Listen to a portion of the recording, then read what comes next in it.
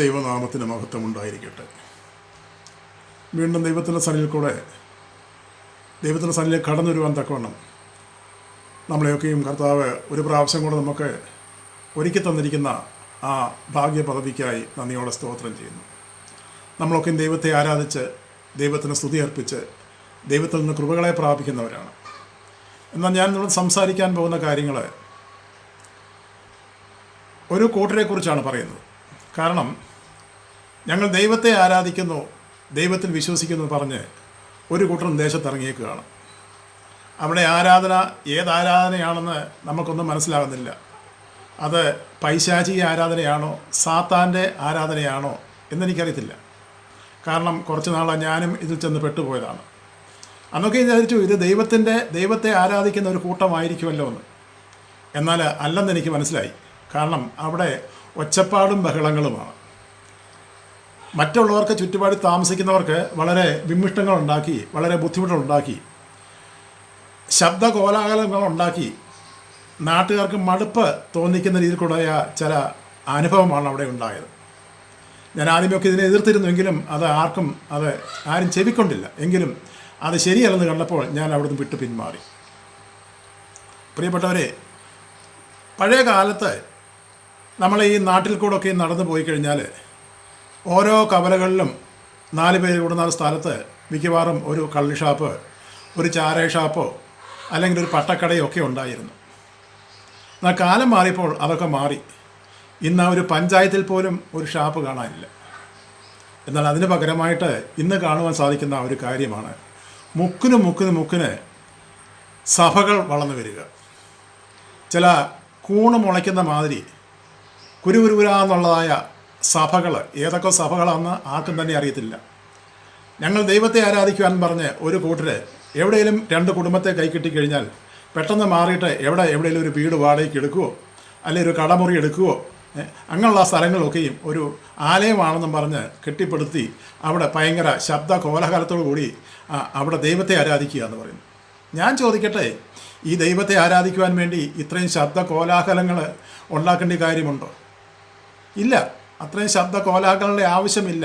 മറ്റുള്ളവർക്ക് അസഹ്യത ഉണ്ടാക്കുന്നതായ അങ്ങനെയുള്ള കാര്യങ്ങൾ ഉണ്ടാകുമ്പോൾ ദൈവനാമം ദൂഷിക്കുകയാണ് ദേശത്ത്. കാരണം മറ്റുള്ള ജാതികൾ ദൈവത്തെ അല്ലെ ഇങ്ങനെയുള്ളവരെ അവഹേളിക്കുകയാണ്. ദൈവനാമത്തിൽ യഥാർത്ഥമായി ദൈവത്തെ വിളിക്കുന്ന വിശ്വാസികളെയും അവിടെ മറ്റുള്ളവർ അവഹേളിക്കുന്ന ഒരു അവസ്ഥയാണ് ഇവിടെ കാണുവാൻ സാധിക്കുന്നത്. ദൈവത്തിന് ഈ ശബ്ദ കോലാഹലത്തിൻ്റെ ആവശ്യമില്ല. നമ്മുടെ ഹൃദയത്തെ ദൈവത്തിന് ഏൽപ്പിച്ചു കഴിഞ്ഞാൽ തീർച്ചയായിട്ടും ദൈവം അവിടെ പ്രവർത്തിക്കും. ദൈവം വസിക്കുന്നത് നമ്മുടെ ഹൃദയത്തിലാണ്. ശബ്ദ കോലാഹലം ഉണ്ടായിക്കഴിഞ്ഞാൽ മറ്റുള്ളവർക്ക് അസൗകര്യം ഉണ്ടായിക്കഴിഞ്ഞാൽ അതുകൊണ്ടാണ് ഇന്ന് ദേശത്ത് ദൈവവചനത്തിനെതിരായിട്ട് അനേകർ എഴുന്നേൽക്കുന്നത്. പ്രിയപ്പെട്ടവരെ, ഇങ്ങനെയുള്ളവരെ കണ്ടുപിടിച്ചിട്ട് അതിൽ ചെന്ന് പെടാതിരിക്കുവാൻ വേണ്ടി നമ്മൾ പരിശ്രമിക്കുക. കാരണം ഇങ്ങനെയുള്ളവർക്ക് പേരും പെരുമയും പ്രശസ്തിയും ഒക്കെ എടുക്കാനുള്ള ആഗ്രഹമാണ്. അതവരുടെ ഒരു ജീവിത മാർഗമായിട്ടാണ് നമ്മൾ കാണുന്നത്. കാരണം 1-2 കുടുംബങ്ങളെ കിട്ടിക്കഴിഞ്ഞാൽ അപ്പുറത്തൊരു സഭ ഉണ്ടായിക്കഴിഞ്ഞാൽ ആ സഭയുടെ നേതൃത്വം വഹിക്കുന്ന അത് ആരും ആയിക്കോട്ടെ,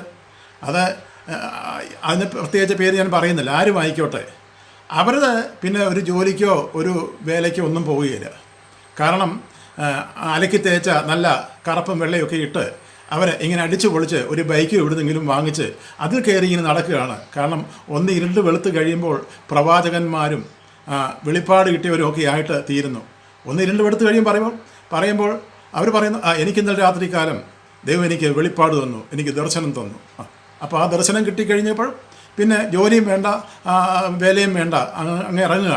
കാരണം 1-2 കുടുംബങ്ങളെ കിട്ടിക്കഴിഞ്ഞാൽ അവർ മതിയല്ലോ. കാരണം ഈ പാവങ്ങൾ പകൽ അന്ത്യോളം അധ്വാനിച്ച് കിട്ടുന്നതിൻ്റെ വിഹിതം കൊണ്ട് ആഴ്ചയിൽ ദശാംശമായിട്ടും വഴിപാടായിട്ടും ഒക്കെ ഇവർക്ക് കൊടുക്കുന്നുണ്ട്.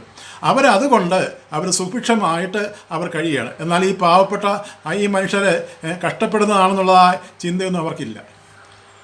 കൊണ്ടുവരും ദേശാംശമായിട്ടും വഴിപാടുമായിട്ട് കൊണ്ടുവരും, ദൈവം നിന്നെ അനുഗ്രഹിക്കും. ചില ഭയപ്പാടിൻ്റെതായ ചില വാക്കുകൾ പറഞ്ഞ് ഇന്ന് ഒരു കൂട്ടരെ ഭയപ്പെടുത്തി നിർത്തിയേക്കുകയാണ്. കാരണം നിങ്ങൾ അങ്ങനെ ചെയ്തില്ലെങ്കിൽ ദൈവത്തിൻ്റെ കോപമുണ്ടാകുമെന്ന് പറഞ്ഞ് അവരെ ധരിപ്പിച്ചിരിക്കുകയാണ്. കാരണം എനിക്കിന്നലെ രാത്രി ദർശനം കിട്ടി, എനിക്ക് വെളിപ്പാട് കിട്ടി, ഇന്ന കുടുംബത്തെ ദൈവം തൊടുവാൻ പോകുന്നു, ചില രോഗത്താൽ കൂടെ, ചില രോഗബന്ധത്തിൽ കൂടെ നിങ്ങളെ ദൈവം പിടിക്കുവാൻ പോകുന്നു, അതുകൊണ്ട് ദൈവത്തിൽ വിശ്വസിക്കുക, ദൈവനാമത്തിന് വേണ്ടി കൊടുക്കുക എന്നൊക്കെ പറഞ്ഞ് കർത്താവിൻ്റെ വചനത്തിൽ നിന്ന് അനേക കാര്യങ്ങൾ എടുത്ത് ഇവരെ പറഞ്ഞ് ഭയപ്പെടുത്തുന്ന ഒരവസ്ഥയൊക്കെയും ഇവിടെ ഉണ്ടാകാറുണ്ട്. അപ്പോൾ അത് ചിന്തിക്കണം, നമ്മൾ ഇതൊക്കെയും നമുക്ക് ആവശ്യമുള്ള കാര്യങ്ങളാണോ? നമുക്ക് നമ്മുടെ ദൈവത്തെ ആരാധിക്കുവാൻ നമുക്ക് സ്വാതന്ത്ര്യമുണ്ട്. എവിടെയും ദൈവത്തെ ആരാധിക്കുക. ഇന്ന സ്ഥലമൊന്നും ഇന്ന സഭയെന്നൊന്നുമില്ല. ദൈവത്തെ ആരാധിക്കുന്ന എവിടെയായാലും ആരാധനയായി തീരുമ്പോൾ ദൈവം അവിടെ പ്രവർത്തിക്കും. ദൈവത്തിൻ്റെ മഹത്വം അവിടെ കാണുവാൻ സാധിക്കും. അതുകൊണ്ട് പ്രിയപ്പെട്ടവരെ എനിക്ക് പറയുവാനുള്ള ഒറ്റ കാര്യം ഇതേ ഉള്ളൂ. ഇങ്ങനെയുള്ള പൈശാചികമാകുന്ന അല്ല സാധാന്യ ബന്ധനത്തിലായിരിക്കുന്ന ചില ആരാധനകൾ അതിൽ ചെന്ന് പെടാതിരിക്കുക. കാരണം ദൈവത്തെ സ്വസ്ഥതയായിട്ടും സമാധാനമായിട്ടും ആരാധിക്കുവാണ് ആവശ്യമുള്ളത്. ദൈവം അതാണ് ആഗ്രഹിക്കുന്നത്. കർത്താവ് പറഞ്ഞില്ല, കർത്താവിൻ്റെ ചെവിക്ക് കേൾവിക്കുറവൊന്നുമില്ല. കർത്താവ് പറഞ്ഞു, എൻ്റെ ചെവി മന്ദമായിരിക്കുകയല്ല, നിങ്ങളുടെ പ്രാർത്ഥനകളോ നിങ്ങൾ പറയുന്നത് കേൾക്കാതിരിക്കുക എന്നൊക്കെ വേണം. എൻ്റെ ചെവി മന്ദമായിരിക്കുകയല്ല, ഞാൻ പൊട്ടനല്ല, ഞാൻ എല്ലാം കേൾക്കുന്നും കാണുന്നുണ്ട്. അപ്പം ഇത്രയും ശബ്ദ കോലാഹലങ്ങളെ വെച്ച് ദേശത്ത് വലിയ പ്രശ്നങ്ങൾ ഉണ്ടാക്കി മറ്റുള്ളവർക്ക് ഇതൊരു ബുദ്ധിമുട്ടായി തീരാതിരിക്കാൻ വേണ്ടി ഇങ്ങനെയുള്ള കൂട്ടത്തിൽ കൂടുന്ന ഓരോരുത്തരും ശ്രദ്ധിക്കണം. കാരണം ദൈവത്തിനെ മഹത്വപ്പെടുത്തുന്നതിന് അത് നമ്മുടെ ഹൃദയത്തിലായെന്ന് പറഞ്ഞാലും കർത്താവ് നമ്മുടെ പ്രാർത്ഥനയും നമ്മുടെ ആരാധനയും അനുഗ്രഹിക്കും, യാതൊരു സംശയമില്ല.